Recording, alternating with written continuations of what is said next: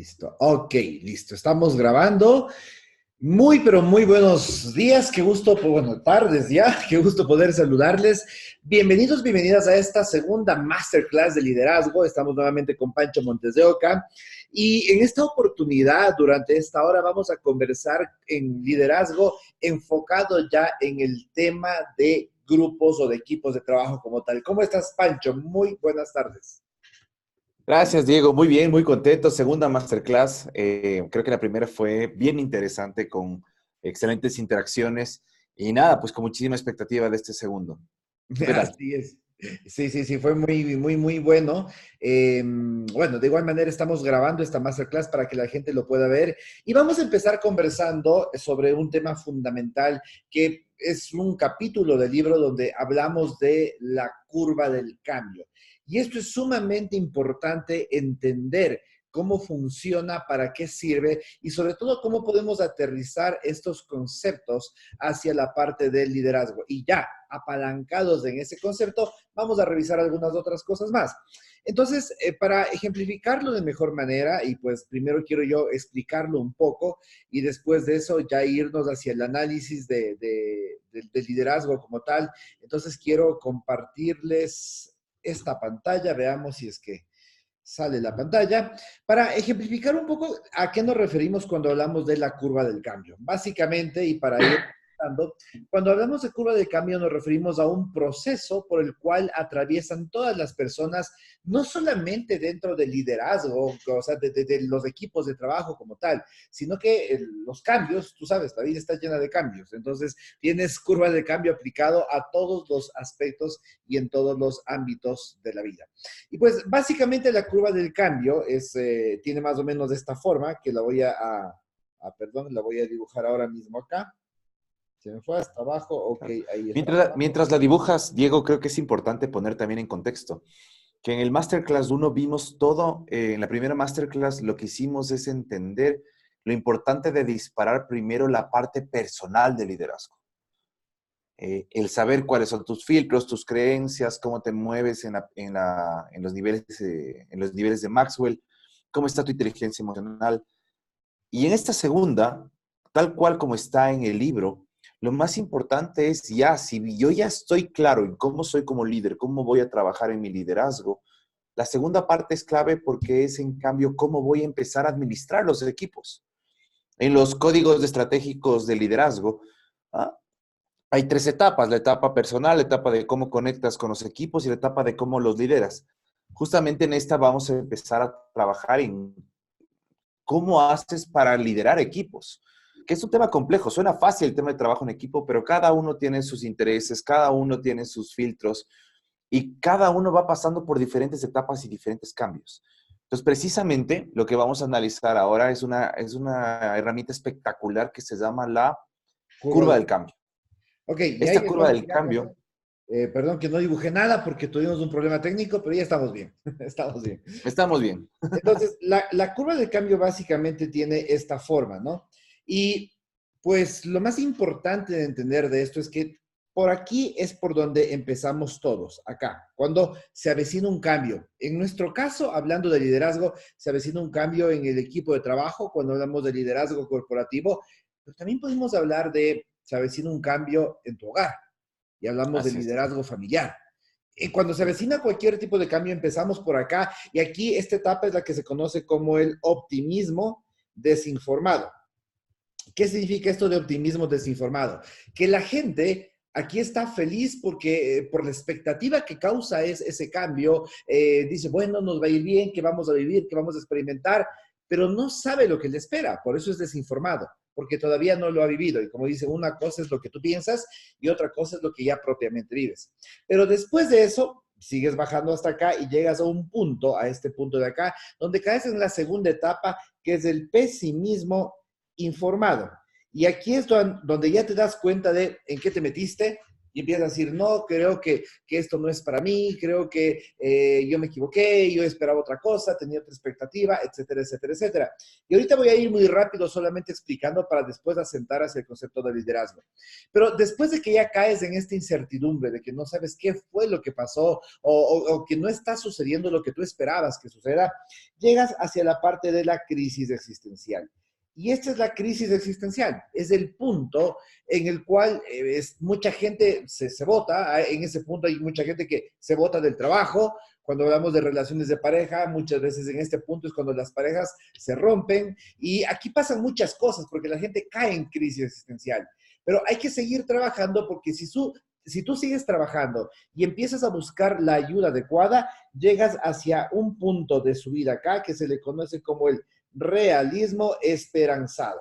¿Qué quiere decir? Es el punto donde ya tienes la esperanza de que todo va a mejorar. ¿Por qué realismo? Porque ya sabes a lo que te metiste, ya sabes de qué se trata todo esto y ya tienes la esperanza de que va a mejorar. Y después de eso llegamos a un punto más acá arriba, que es el optimismo informado. Entonces acá es cuando ya te sientes muy cómodo, ya eres muy optimista, ya sabes cómo manejar las crisis, ya sabes cómo manejar todas las cosas por las cuales atravesaste previamente y finalmente llegas a la etapa de la asimilación. Y ahora, antes de darle paso a Pancho para que nos explique la aplicación de esto hacia el liderazgo, simplemente decirte que todo en la vida funciona así. Todo en la vida funciona así. Cualquier cambio, al principio estás feliz, después te da un shock, no sabes en qué te encuentras, después caes en crisis, te botas, quieres acabar con todo, después empiezas a asimilarlo y tienes la esperanza y después empieza el punto en el cual tienes ya el optimismo y dices, ok, ahora ya sé cómo funciona todo, me siento bien y lo asimilas. Y lo que sucede acá es que cuando tú llegas al punto de asimilación, empieza nuevamente la curva del cambio. Entonces yo siempre le digo a la gente, ¿quién vive en la vida cambios? Todos vivimos en la vida cambios, todos Todo el pasamos tiempo. cambios. Pero los cambios es parte natural de la vida. Y como les digo, cuando tienes una persona que está en una cama, en un hospital, ¿cómo está esa onda que va midiendo los latidos del corazón? Está así, truc, truc, truc, truc, truc, truc, truc, truc, truc, truc, y son cambios. ¿Qué pasa si en un momento dado pasa esto? ¡Ti! Lo perdimos. Y esto pasa cuando la vida se acaba. Entonces, estos cambios o estas curvas que estamos experimentando son parte natural de los procesos de la vida como tal. Ahora, ¿por qué es importante conocer esto dentro del liderazgo, Pancho? Buenísimo, Diego. Creo que es importante graficar los dos ejes. Un eje que es Okay. el eje del tiempo, porque los cambios se van a dar con respecto al tiempo. Pero por otro lado, esa curva lo que representa es una curva motivacional. Entonces, ¿qué quiere decir eso? Que el cambio es un proceso. Es un proceso que hay que trabajarlo en el tiempo, es un proceso que hay que trabajarlo entendiendo que vas a pasar por todas estas etapas. En las empresas es bien interesante porque el optimismo es informado parte desde cuando uno llega directamente a la compañía. Cuando llega a una compañía, de pronto te contratan en una compañía, generalmente vas a estar en el optimismo desinformado, que es etapa cuando uno dice, traen esta compañía, pero no tengo ni idea qué es lo que va a pasar. Después llegas al pesimismo informado cuando te enteras todo lo que tienes que hacer, todos los pros y los contras de esa compañía, y muchas veces llegas a la crisis existencial. Esa crisis existencial tiene tres etapas. Número uno, te cuestionas del presente. Número dos, te da miedo el futuro. Y número tres, añoras un pasado que es falso. Ya lo voy a explicar. Muchas veces pasa acá, y yo he visto muchas veces que empieza a extrañar a los jefes. Y es que mi jefe anterior era mejor. Mentira, en su momento te hacía sufrir. Pero en ese momento tu motivación es tan baja que empiezas a idealizar cosas que no fueron reales, pierdes objetividad. Por eso es que tomar decisiones en esta etapa es importante, porque al estar con una motivación tan baja, pues puedes tomar decisiones que no necesariamente sean las correctas. Cuando llegas al realismo esperanzado en la compañía, ya ves al final una luz al final del túnel, empiezas a tener información y asimilas. Esto es interesante porque en cada una de estas etapas, lo que nosotros recomendamos en el libro, en los códigos estratégicos de liderazgo, es que tienes que trabajarlo estratégicamente. ¿A qué me refiero? En el optimismo desinformado, lo que tienes que hacer con tu equipo, por ejemplo, porque voy a hablar, y esto es súper importante, Diego, porque hay que hablar desde dos perspectivas. La una es cómo tú administras a tu equipo a través de esta herramienta. Y la segunda es cómo te autoadministras. ¿Qué haces contigo? Entonces voy a empezar con la primera parte. Algunas estrategias muy breves para cada una de estas etapas. ¿Cuándo vamos desde la perspectiva de tu equipo? Primera estrategia. Si está la gente en optimismo desinformado, la clave es de hacer una alineación de expectativas. ¿A qué me refiero? Como la gente viene, qué hermoso, entro a esta empresa, a este proyecto, a esta nueva área, la gente tiene muchas expectativas. Lo importante del líder ahí es decir, ok, ¿qué esperas tú sobre mí como líder y sobre la compañía? Seguramente te van a decir, espero esto, esto, esto, esto, esto, esto. La clave ahí es ser muy transparente y decir, lo que va a pasar es lo siguiente. Estas 3 cosas sí te vamos a cumplir y estas 10 cosas no se van a cumplir nunca. Suena así grave, suena duro, pero es lo mejor que puede pasar porque lo peor que puedes tener es gente en tu equipo que tenga expectativas que no se van a cumplir nunca. Ahí te doy un tip claro. Pasa después a pesimismo informado. Y esto es importante. Tú como líder eres el responsable de que se pase a pesimismo informado a la gente. Porque si es que dejas que alguien más lo pase, yo veo muchas veces y critico los sistemas de inducción y no lo critico hacia recursos humanos, lo critico hacia los líderes. Porque muchas veces los líderes delegan la actividad de la inducción y ese es un proceso estratégico, digo, porque al final yo he visto líderes que dicen, ahí viene el nuevo, desde ahí empezamos mal. Y segundo le dice, a ver, siéntate aquí, ahorita que tengo un poquito de tiempo, déjame, te doy un poco de información sobre la compañía. ¿Qué quieres saber? Chao, proceso de inducción. Lo mandas directo a crisis existencial. Entonces, ¿qué pasa en el pesimismo informado? Tú eres el que tienes que controlar esa caída.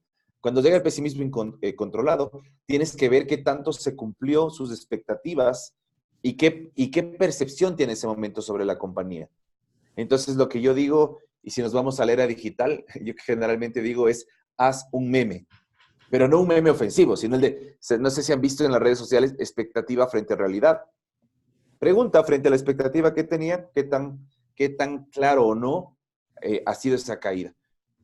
Después llega la crisis existencial. ¿Qué pasa, Diego, en la crisis existencial? La gente se cuestiona. Entonces tienes que ser un líder súper empático. No puedes ser ese líder donde ya vas a presionar a resultados, porque en la misma forma de la curva se van a estar dando los indicadores. Una persona en crisis existencial va a estar con un rendimiento muy bajo. Si tú lo presionas a indicadores, se va.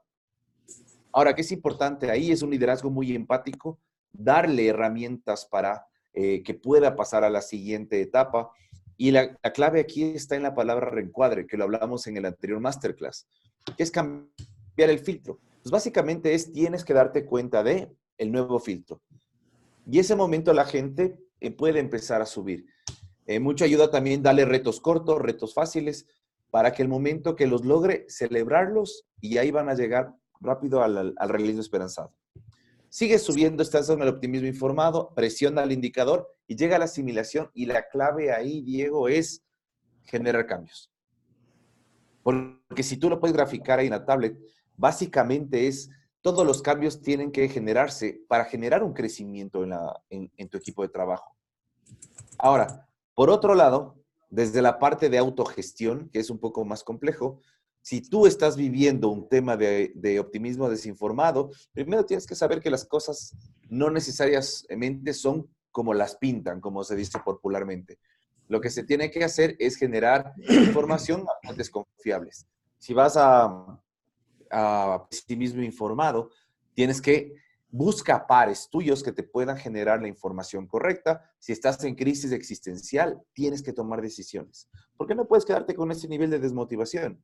¿Qué es lo que tienes que hacer en ese momento? Lo que tienes que hacer es tomar decisiones. La una es, o me resigno al cambio y asumo que eso no va a cambiar y me voy a realismo esperanzado, o tomo decisiones y salgo de la compañía, salgo del proyecto, salgo del área, porque así no puedo quedar, porque esa desmotivación para casa. Después, ¿qué es lo que pasa? Si llegas al realismo esperanzado, lo que tienes que hacer es primero analiza qué pasó en tu cabeza, cuál es el nuevo filtro. Y posteriormente, cuando llegues al optimismo informado y a la asimilación, la responsabilidad de un líder es generarse cambios. Entonces, creo que hay un resumen muy corto de todo lo que se puede hacer en esa curva.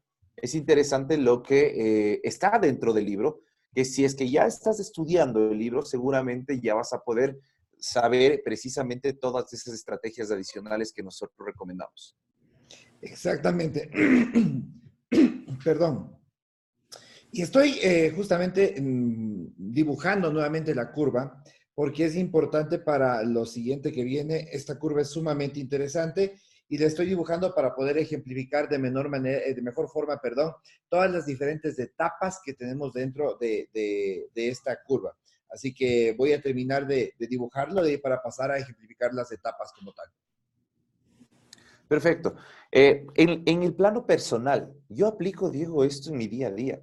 Yo todos los días me estoy preguntando en qué etapa me encuentro con respecto a diferentes situaciones de mi vida.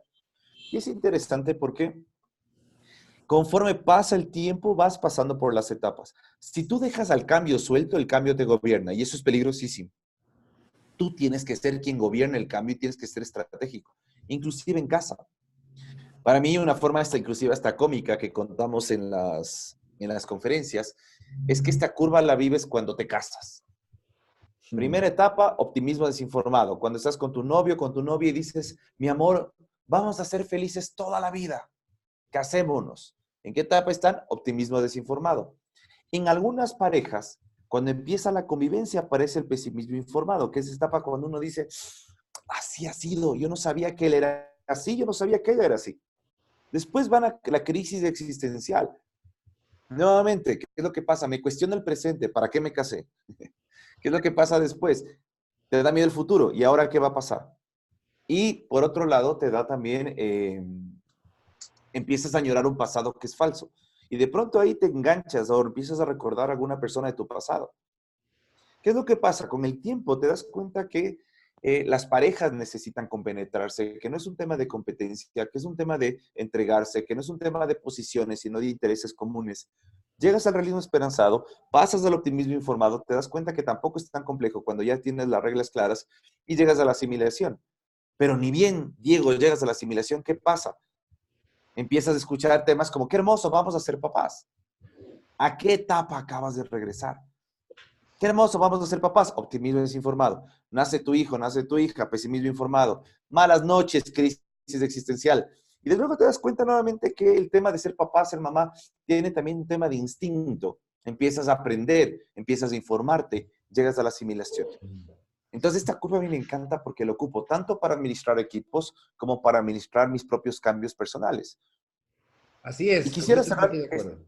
y solamente ¿Perdón? quisiera cerrar la aplicación con esta herramienta. Es, si tú tienes un equipo, me invento, de 10 personas, ¿podrías o no podrías ubicar a cada una de esas 10 personas en las diferentes etapas? Porque seguramente las 10 no van a estar en la misma etapa. Entonces, como veíamos en el masterclass, en la primera masterclass, cada uno tiene una herramienta diferente y una estrategia diferente a la cual tienes que ocupar. No puedes ocupar con todos lo mismo. Eso se hacía antes en el liderazgo. Ahora, ¿por qué los códigos estratégicos de liderazgo son tan importantes? Es precisamente porque te da herramientas para aplicar de una forma personalizada e individual el cómo trabajar con ellos.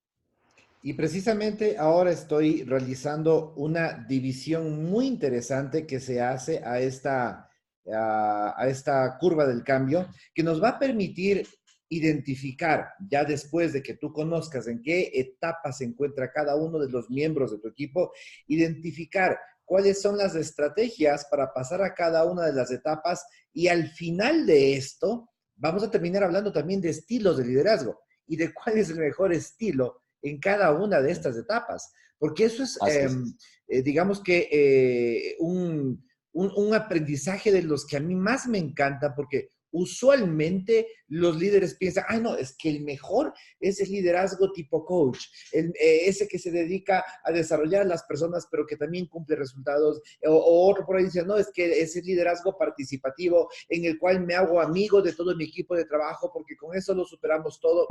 Y al final del día, resulta que el mejor liderazgo, y esa es la conclusión a la que vamos a llegar, ya me adelanto un poquito, pero para que vean lo interesante en qué va a terminar todo esto, al final del día resulta que el mejor liderazgo es el adaptable. donde el Es líder situacional. es inteligente y se va adaptando a todas las situaciones o etapas que sus equipos van viviendo. Así que en esta primera etapa, la etapa de acá, la etapa número 1, esta es la etapa que se conoce como la etapa de formación. ¿Por qué se caracteriza Así esta es. etapa, Pancho? Bueno, primero esa curva tiene dos curvas. La una curva es la motivacional, como bien está ahí representada, y la segunda curva es la curva del resultado, que va de menos a más. ¿En dónde se dispara la curva del resultado? Se dispara en normativa. Entonces, ¿qué es interesante? La gente empieza a trabajar juntos. Como decimos, el tema de trabajar en equipo suena simple, pero tiene sus métodos por detrás.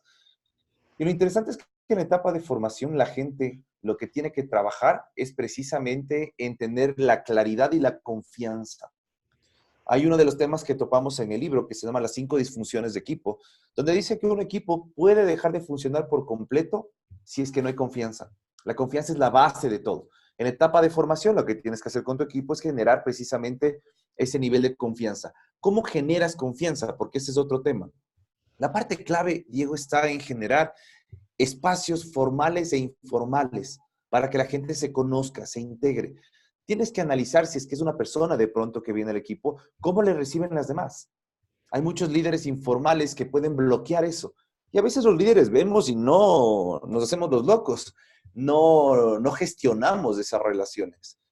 La gente tiene que tener claro qué es lo que tiene que hacer, porque si no tiene claro lo que tiene que hacer, con ese nivel de motivación en la desinformación, ¿qué es lo que va a pasar? Va a hacer lo mejor que puede, con muchísimas ganas, pero de pronto, al no tener toda la información, por estar en optimismo desinformado, ¿qué es lo que pasa? Puede tomar malas decisiones. Entonces, ¿qué es lo que pasa? Este equipo se mueve a la siguiente etapa que se llama tempestad. Como ustedes pueden ver, la etapa de tempestad baja la motivación porque empieza a haber enfrentamientos. Y la tempestad es bien interesante porque la tempestad es buena, porque te permite generar procesos creativos. Pero ¿cuál es el problema de la tempestad? Si es que tú no la ves, es que puede haber enfrentamientos a través de la gente, a través de los filtros y creencias de la gente. Entonces, muchas veces, a mí me ha pasado en empresas que nosotros asesoramos, es que los líderes muchas veces ante situaciones como, jefe, creo que alguien dice, creo que la situación o la solución es por poner un color es blanco. Y tal vez otra persona dentro del mismo equipo dice, no, jefe, el tema es negro. Blanco, negro, blanco, negro, blanco, negro, están en tempestad. ¿Cómo pasar a normativa? Ahí hay dos formas, la recomendada y la no recomendada. ¿Cuál es la no recomendada? Es dejar que el equipo tome decisiones. Eso no va a funcionar. Esa yo no la recomiendo. No sé si te ha pasado que estás en un equipo donde te estás peleando, estás teniendo muchos problemas con tus pares y de pronto el jefe viene y en lugar de tomar una decisión dice, chicos, pónganse ustedes de acuerdo. ¿Qué pasa en ese momento? Se polarizan las relaciones, se polarizan las posiciones. En ese momento no hay solución. Puede pasar en algún punto que alguien llegue y diga, mira, ya estoy cansado de estar peleando, hagamos lo que te dé la gana. ¿Qué pasa en ese punto? Se autonorma el equipo, pero las relaciones se pierden. ¿Qué hacer en ese momento que estás en tempestad con tu equipo? Lo que tienes que hacer es lo siguiente. Como líder, toma decisiones. ¿Qué vas a decir? No es blanco, no es negro, es rojo y punto. El líder que logra sacar esos equipos de la tempestad es el líder que toma decisiones. Yo creo mucho en el liderazgo inspiracional y todo eso, pero aquí no necesitamos, en esta etapa no necesitamos líderes inspiradores. Necesitamos Algo. líderes fuertes, directivos, que logren tomar decisiones. ¿Y por qué se Porque, produce eso en esta etapa? Y creo que es de las enseñanzas más importantes cuando tú tienes un equipo en la etapa de tempestad, empieza a pasar una situación bien particular, y lo voy a escribir acá, que se conoce como guerras territoriales. ¿Y qué es esto de las guerras territoriales? Y ya le voy a dejar más luego a Pancho, que es experto en esto, para que nos explique de mejor manera. Pero en este punto de acá es donde normalmente, perdón, normalmente las personas dentro de tu equipo de trabajo empiezan a enfrentarse quizá inclusive unas con otras, o muchas veces empiezan a formar grupos. Y pues obviamente en ese momento, en ese punto, es cuando se pierde el sentido de equipo de trabajo, precisamente, porque estamos hablando de equipo de trabajo, pues es el sentido de trabajar todos y remar en la misma dirección. Pero si en ese momento, como la gente está en crisis, como unos están pensando una cosa, otros están pensando otra, y entonces empiezas a tener enfrentamientos entre ellos, y hay varios tipos de guerras territoriales, y hay una en particular que un líder debe saber cortar de raíz, que no lo voy a decir para que Pancho nos cuente más al respecto, pero es sumamente importante la actitud del líder en ese momento. En este punto, si es que el líder no sabe tomar decisiones, y en este punto, si es que el líder no sabe decir, como dijiste Pancho hace un momento, no es ni blanco ni negro, es rojo y punto, si es que eso no pasa, el equipo se puede salir de control fácilmente. Y se fractura. Para otro, el líder se va a dar cuenta y va a decir, wow, ¿qué pasó aquí? Estaba todo bien y ahora de un rato para otro, pues tenemos un equipo descontrolado, un equipo que se está enfrentando unos con otros y están pasando muchas cosas. Así que a ver si conversamos un poquito sobre este tema de las guerras territoriales en esta etapa de tempestad. Es súper interesante, Diego, porque hay especialistas en equipos que definieron que la gente, especialmente las guerras territoriales, tú las puedes ver en cualquiera de las etapas. Especialmente las ves en etapa de tempestad. ¿Qué son las guerras territoriales? Son comportamientos teóricamente inconscientes. ¿Y por qué hago así? Porque hay mucha gente que lo hace. Y que básicamente lo que busca es sobrevivir en las compañías, sobrevivir ante los conflictos de las compañías. ¿Cómo sobrevives? Y más bien, ¿de dónde viene todo esto? Esto viene también de nuestro ADN. Cuando la humanidad funcionaba como nómadas, cuando una tribu se ponía cerca de la nuestra, la atacábamos, nos sentíamos amenazados. Pues precisamente ese pensamiento se ha quedado en el inconsciente y pasa mucho en las empresas que la gente quiere sobrevivir. ¿Y por qué quiere sobrevivir, Diego? Esto es súper interesante. Son 3 puntos por los cuales la gente quiere sobrevivir. Quiere sobrevivir primero porque quiere tener la información, quiere tener el poder y quiere tener las relaciones. Por eso lucha la gente en las empresas. Lucha nuevamente por relaciones, lucha por poder y lucha por información. Entonces, ¿qué es importante? Es que estos especialistas han definido varias guerras. De esto podríamos hablar, podría ser tranquilamente otro masterclass.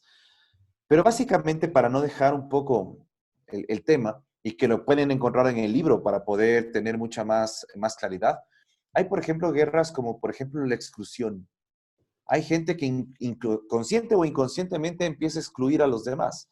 Hay otra que se llama, por ejemplo, el tema de desinformación. Son frases como, por ejemplo, no te habrá llegado la información, no tendrás el email, no tienes la información completa. Hay gente que lucha y que esconde cierta información. Hay otro, por ejemplo, que se llama el tema de camuflaje. Hay gente que se camufla por confusión. Son esas personas que el momento que hay un dato certero que no les conviene, inconscientemente empiezan a anular ese dato. Y dicen, esa información o esa fuente para mí no es la correcta. Y así tienes otros más avanzados hasta que llegas hasta el último que se llama boicot, que este es el acto consciente de hacer que alguien más falle. ¿Qué es lo que pasa el momento que analizas todas estas guerras territoriales como líder? Si es que no tomas una decisión y no las enfrentas, no haces que el equipo pase a la siguiente etapa. ¿Cómo las enfrentas? Como te decía, si es que hay un tema de desinformaciones, a partir de siempre feedback privado, ¿no? En una sesión de feedback privado le dices a la persona que está generando esa información, le dices, personalmente voy a verificar que esté llegando la información a todos, información completa. En el tema de exclusión, no le puedes decir a la gente que tenga excelentes relaciones con todo el mundo, porque no puedes normar eso, pero sí puedes normar ciertos comentarios que hay en tu equipo. Entonces, el momento que lo enfrentas, el momento que vas y le dices, ¿por qué cuestionas datos que son reales? ¿Ah? Ese rato la gente, el momento que lo lleva al consciente, va a saber que tú lo estás supervisando y va a modificar su comportamiento. ¿Y qué haces con todo esto? Más el momento que no dices blanco, negro, es rojo, lo llevas a normativa. ¿Qué pasa en la normativa? En la normativa, si se dan cuenta en el gráfico, se dispara el resultado. Entonces, en la normativa lo que tienes que hacer es aprieta y sí los indicadores. Ahí tu equipo debería estar llegando casi al 100%. Tienes que trabajar ahí en que la gente entienda y se motive por el indicador. Porque eso va a hacer que los lleves al alto desempeño. Sí, Y cuando llegues al alto desempeño, celébralo. algo importante que quería aclarar acá, antes de que nos sigas comentando, Pancho, es que cuando la gente está en la etapa de normativa, existe una palabra que la define, que a mí me gusta mucho, que de hecho ya la voy a escribir, y es gamificación. Porque en este punto es, como tú lo dices, donde tienes que empezar a trabajar con la gente para que siga creciendo. Yo siempre le digo, cuando estamos en un taller de liderazgo, que el problema de la etapa de la normativa es que si es que no gamificas y no empiezas a hacer este reconocimiento y esta motivación para seguir jalando a la gente hacia arriba, aquí pasa que esto al final te das cuenta es una subida, ¿no? Y si tú aquí no gamificas, te puede pasar lo contrario. Y puedes tener un punto en que la gente se regrese hacia acá, que es lo que no queremos. Y por eso en esta parte de acá, pienso que lo más importante es gamificación. El hecho de reconocer los triunfos o el rendimiento de otras personas como tal. Voy a poner acá gamificación. Perfecto. Y para el tema de gamificación, la verdad es que el término gamificación viene del término americano gamification, que tiene que ver mucho con el tema de juegos. Entonces, he estudiado eso mucho, es impresionante los logros que se tiene con respecto a ese tema. Pero creo, digo, que la parte más importante y más simple ahí es básicamente crea tus propios símbolos y rituales. Pero esos símbolos y rituales tienen que estar atados, especialmente el símbolo, a un indicador. Muchas veces veo en compañías que dicen, bueno, vamos a darle un premio al compañero del año. Ese es un concurso de popularidad. ¿Ya? Y no necesariamente por ser el compañero del año y el más popular, es el que más resultado tiene en la compañía. Entonces, la clave de un buen símbolo y de un buen ritual es que estén atados a indicadores duros. Ahí estás gamificando bien el entorno.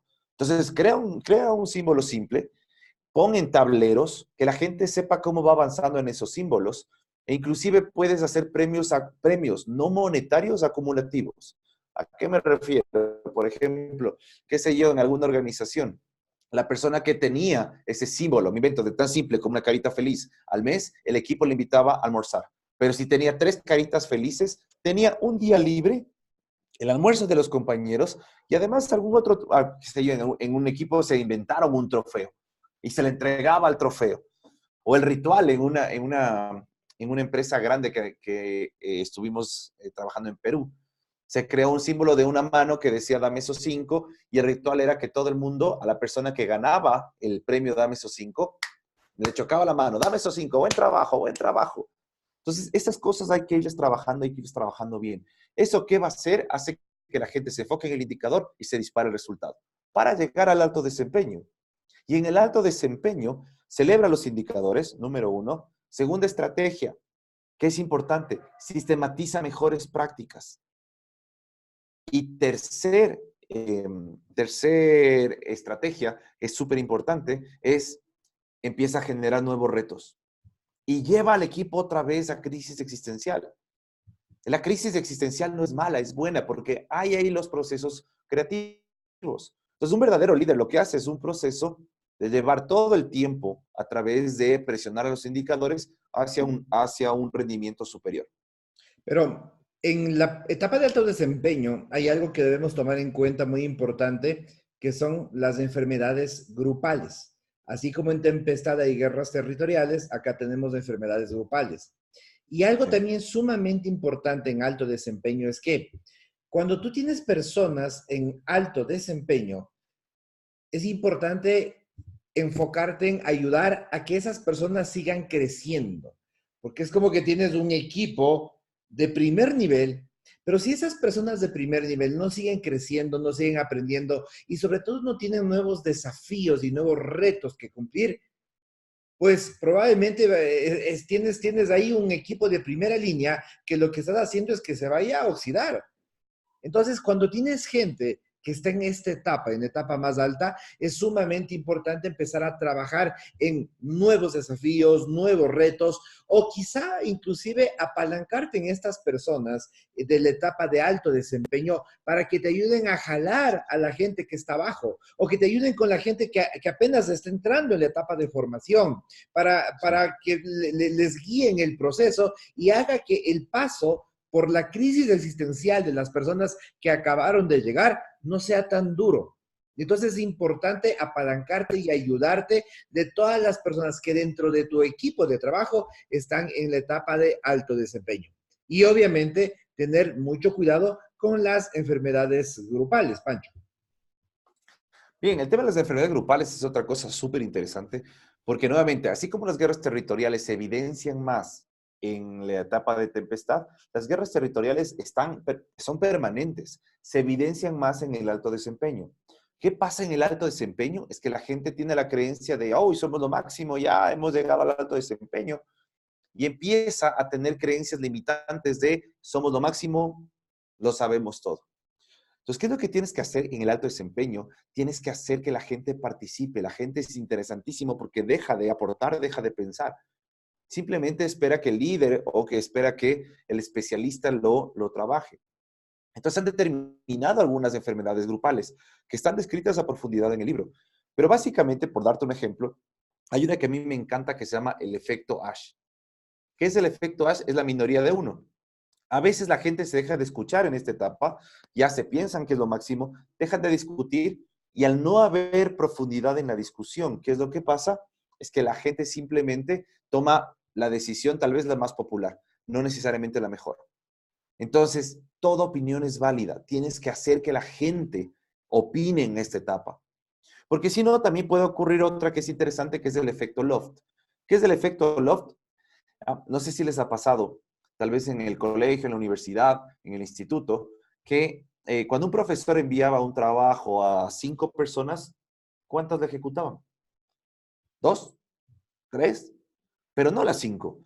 ¿Qué es lo que pasa en el alto desempeño? Es que la gente tiene la creencia de que está con mucho trabajo, pero la verdad, si es que tú empiezas a escuchar expresiones como no tengo tiempo, estoy a full, ¿qué es lo que tienes que hacer? Es baja un ratito al micromanagement. Yo no soy amigo del micromanagement, pero es importante bajar al micromanagement porque te vas a dar cuenta que la gente se llena de tareas inútiles, de tareas que no agregan valor.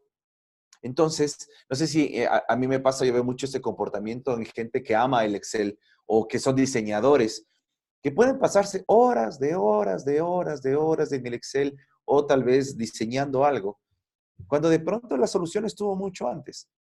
Entonces, cuando bajas al micromanagement, tu responsabilidad es que las personas sean conscientes de ese desperdicio de productividad. Entonces, basta con que le digas, mira, esa tarea que te pones 4 horas, la puedes hacer en 2 horas. La persona te va a refutar, no, es que ahora lo que quiero es innovar. Chévere, la innovación no va por ahí. La innovación necesito cualquier otro tema menos este. Entonces, el momento que empiezas a hacer ese micromanagement, la gente empieza a entender que es improductiva por esa creencia de soy lo mejor. Tu cerebro te lleva a hacer cosas que te gustan hacer. Y eso hay que tener mucho cuidado en el alto desempeño. Exactamente. Ahora que hemos ya analizado cada una de las etapas de los equipos como tal, creo que en esta última parte vamos a pasar a hablar de algo que es sumamente interesante, que es con lo que les había comentado en un inicio, básicamente los diferentes estilos de liderazgo. Existen 4 estilos de liderazgo y lo que voy a hacer es que voy a graficar hacia acá los diferentes tipos o estilos de liderazgo para después sacar conclusiones con ustedes, si están en vivo o si están viendo la repetición de esta grabación, pero para que ustedes empiecen a sacar sus propias conclusiones y en función de ello podamos identificar cuál es el mejor comportamiento en cada una de las etapas. Y cuando nosotros hablamos de estilos de liderazgo, tenemos esta gráfica, aquí abajo es un enfoque hacia la tarea, es decir, el líder se enfoca en que los miembros de su equipo de trabajo cumplan con la tarea y acá es un enfoque en las personas como tal. Es decir, el líder se enfoca en su relación con las personas, en mantener una muy buena relación con las personas. Entonces tenemos desde esta perspectiva 4 estilos de liderazgo y para eso lo dividiríamos esto de acá en 4 cuadrantes que básicamente irían así. Vamos a borrar esto. Ok, que básicamente diría así. Aquí tendríamos una línea así y aquí tendríamos otra línea así. Entonces, en el estilo de liderazgo de acá arriba, tenemos el estilo de liderazgo que se conoce como participativo. ¿Por qué es participativo? Porque en esta parte, el líder se enfoca mucho en la persona, ¿sí? Aquí está más en la relación con la persona, se enfoca mucho en fomentar esa relación de amistad, que si es que es muy participativo, llega al punto de complicidad donde ya puede ser un poquito perjudicial. Y obviamente está en una baja tarea. Aquí está menos y aquí está más. Entonces, quizá en este punto de acá no hay mucho resultado, pero sí hay una muy buena relación. Ese es el estilo de liderazgo participativo. Después tenemos acá el estilo de liderazgo tipo coach. Y este estilo de liderazgo tipo coach es aquel líder que se enfoca, está en la parte alta de la tarea, entonces es alta tarea, pero también es alta tarea hacia acá y también es alta relación. Está en la parte más alta de las dos. Es aquel líder que se enfoca en fomentar la relación, pero también en hacer que la tarea se cumpla. Alta tarea, alta relación. En el caso participativo era alta relación, pero baja tarea. Ahora, tenemos dos estilos de liderazgo adicionales. El de acá, que es el estilo de liderazgo tipo supervisión, ¿no es cierto? O supervisor. Y en este estilo de liderazgo, pues obviamente es aquel líder que está enfocado en la tarea, en la tarea, en la tarea. Aquí cumples porque cumples. No me importa si estás pasando algo por tu vida, no me importa qué crisis tengas, no me importa si pasa algo, no sé, en tu hogar, pero aquí me cumples porque me cumples. Entonces, ese es el estilo de liderazgo como más supervisor. Este es alta tarea, pero baja relación. Y después del estilo de liderazgo, perdón, tipo supervisor, tenemos el estilo de liderazgo delegativo. Y el estilo de liderazgo delegativo es aquel estilo de liderazgo de baja tarea y de baja relación. No me enfoco ni en la tarea ni en la relación como tal. Ahora, cada uno de estos estilos de liderazgo tiene una particularidad y cada uno de estos estilos de liderazgo debe ser aplicado en una de las fases de las situaciones de los equipos. Un estilo en formación, otro en tempestad, otro en normativa y otro en alto desempeño. Pero antes de pasar a indicarles cuál es el estilo de liderazgo que mejor se debe aplicar en cada una de estas fases, le doy el paso a Pancho para que nos comente por qué o de dónde viene la importancia de manejar cada uno de estos estilos de liderazgo acoplados al equipo y a las situaciones que estemos atravesando. ¿Qué es lo interesante, Diego, aquí? Es que, primero, este tema de estilos de liderazgo es del doctor Kenneth Blanchard. Kenneth Blanchard define estos 4 estilos y la verdad es que la pregunta de fondo es cuál de los 4 estilos es mejor. Hay un test bien interesante que hace el doctor Blanchard, pero lo interesante es que define estos 4 estilos y cuando tú haces la pregunta de qué estilo es el mejor, la respuesta va a ser depende. Por eso es que este tema se llama estilos situacionales de liderazgo. Ahora, ¿qué es lo interesante y qué es lo que hemos hecho nosotros? ¿Qué es lo que hemos trabajado contigo, Diego, en el tema de los códigos estratégicos de liderazgo? Es que básicamente lo que hemos hecho es intercalar el concepto del doctor Meredith Belvin con los estilos de liderazgo junto con el concepto de equipos de alto desempeño de Bruce Tuckman.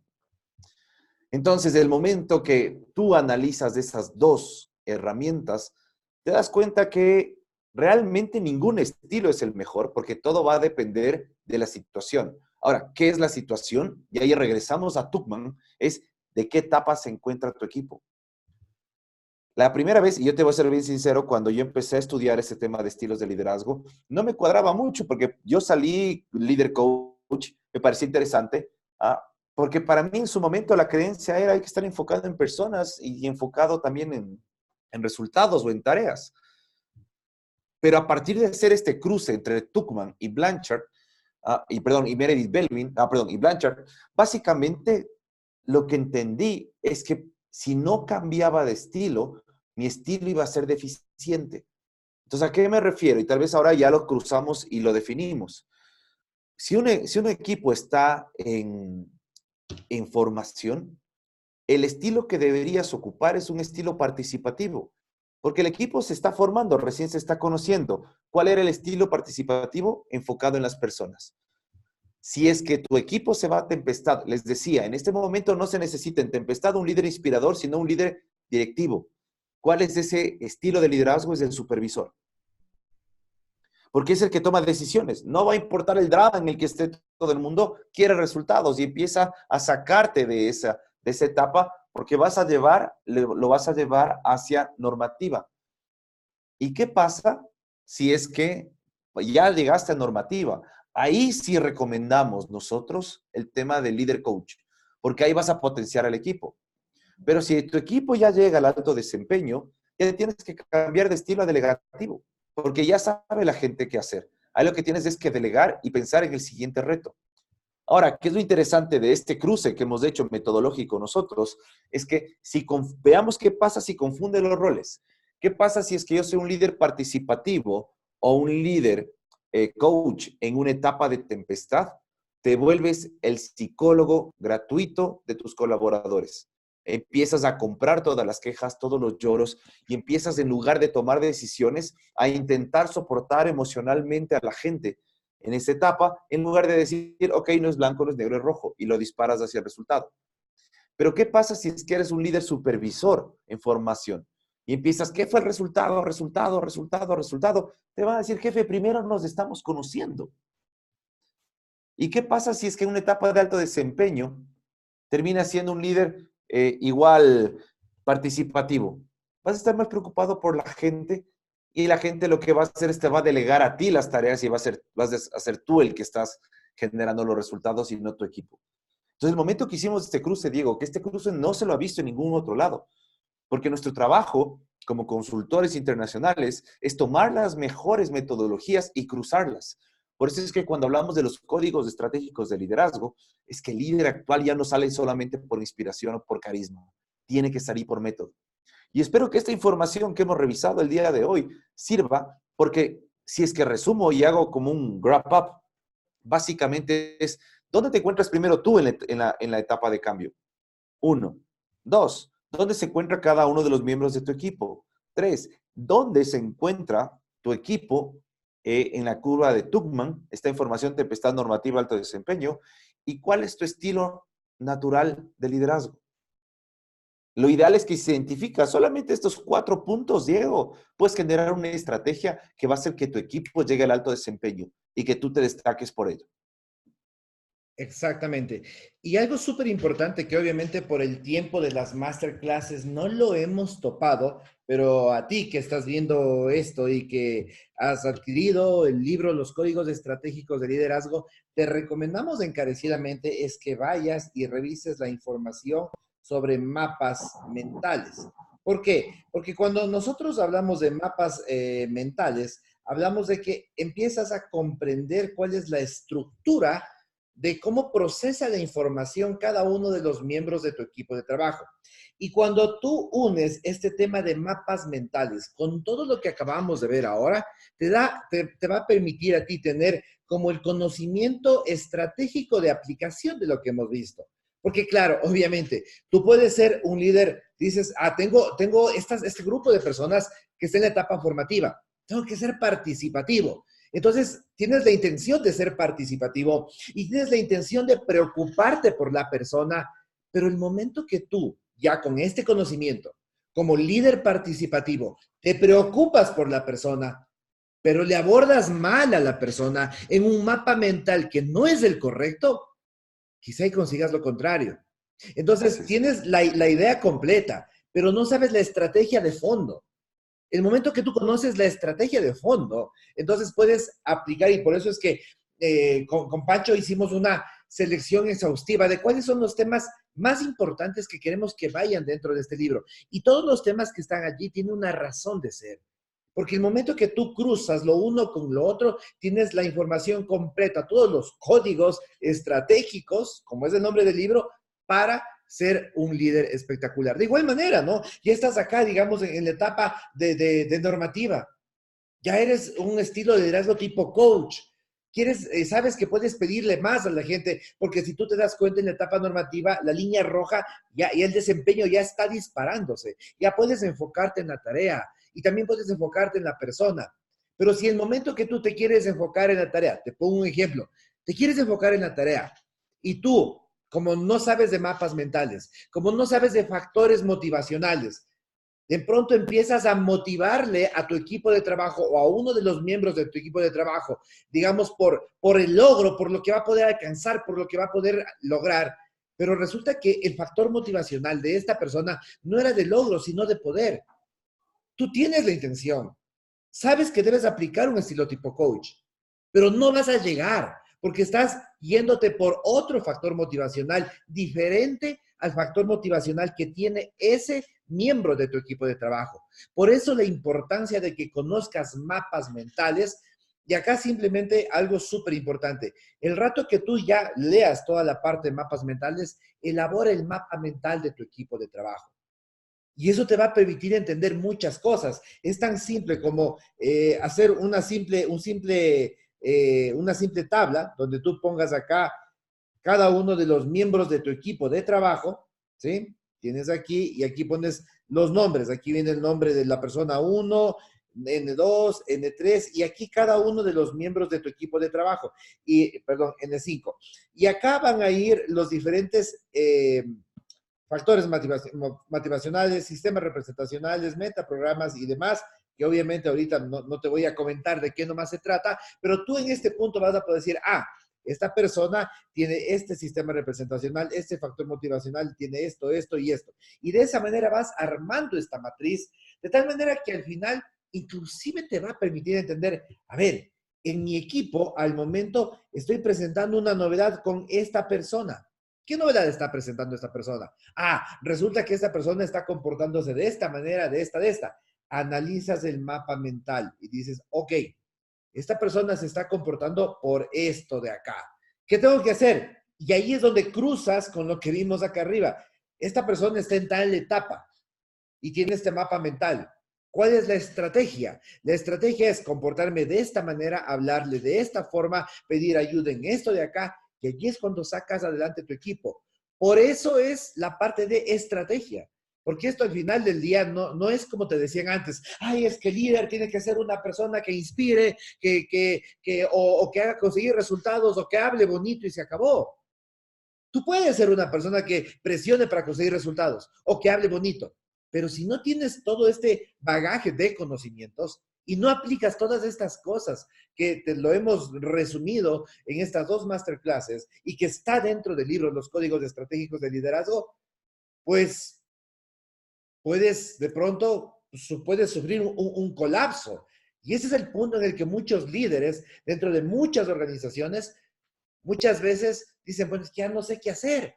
Y terminan con un estrés y terminan autoconsumiéndose porque no tienen la estrategia que les permita sacar a sus equipos adelante. Y es súper interesante esta parte de acá porque cuando nosotros estamos dictando talleres en organizaciones, muchas veces les hacemos este ejercicio. Y decimos, ok, ¿cuál es el mapa mental de tu equipo de trabajo? Ponme un caso.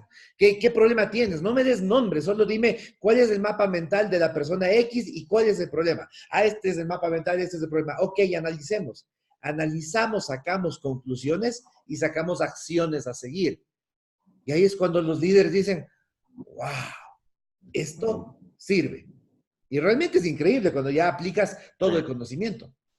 Sí, es una cosa de locos. La verdad es que creo que estas dos masterclasses han sido bien interesantes, pero es tanta la información, Diego, es tanta la información, que creo que el momento que la gente explore los códigos estratégicos de liderazgo y se contacte con nosotros para sus preguntas, para sus dudas, pues creo que ahí van a analizar y van a ver el poderío que tiene estas herramientas. Generalmente cuando nosotros cerramos una de las escuelas de liderazgo, donde enseñamos todas estas herramientas, lo que digo es con cada herramienta es como con los superhéroes, que les estamos dando superpoderes. Y con cada superpoder viene mucha responsabilidad. Entonces, el momento que como líder subes tu influencia, subes tu persuasión, te vuelves completamente estratégico, que es algo que tú mencionabas en el masterclass anterior. El momento que eres un líder estratégico, eres un líder infalible. Y a los líderes nuevamente no nos pagan por ser populares, nos pagan por ser efectivos. Y los códigos estratégicos de liderazgo, estas herramientas que les hemos comentado, pues les va a llevar a un nivel de decisión mucho más efectivo, porque para eso nos pagan a los líderes en las empresas, para ser efectivos.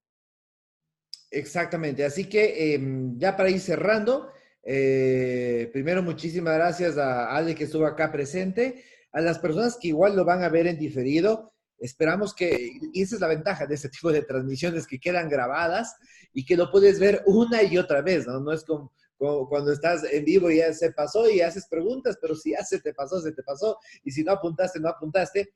En este caso queda grabado y lo mejor de todo, tienes de respaldo el libro que es un material de consulta súper interesante. Así que lo mejor que te podemos decir es, léelo, aplícalo, porque si tú lo lees, pero no lo aplicas, te aseguro que en una semana te vas a olvidar de todo y vas a haber perdido el tiempo. Entonces, lo más importante es la aplicación.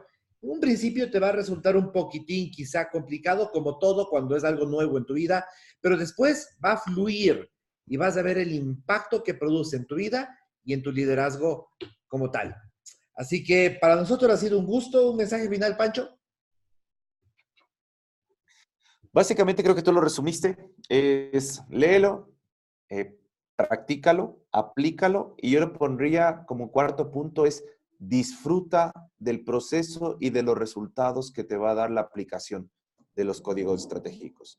Escríbenos en nuestras redes sociales, nos encantaría tener tus comentarios, escríbelos abajo y cualquier cosa, pues nos veremos en una siguiente ocasión. Gracias, Diego, por dirigir todo esto y espero verles pronto. Ok, igual a ti, Pancho, muchísimas gracias. Ha sido un placer compartir contigo y con todas las personas que estuvieron presentes y que están viendo esta transmisión. Muchísimas gracias y nos veremos en una próxima ocasión. Que pase muy bien. Hasta la próxima.